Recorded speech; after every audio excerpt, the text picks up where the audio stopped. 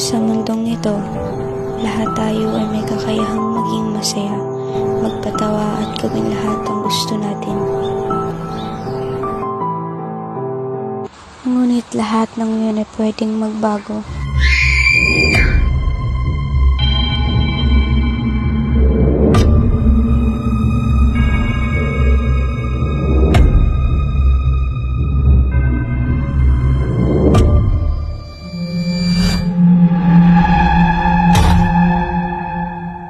May nagambalang hindi kayo patatahimikin.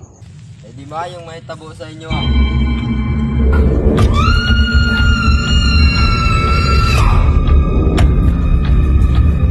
Kaya niyo bang harapin ang inyong ginawa?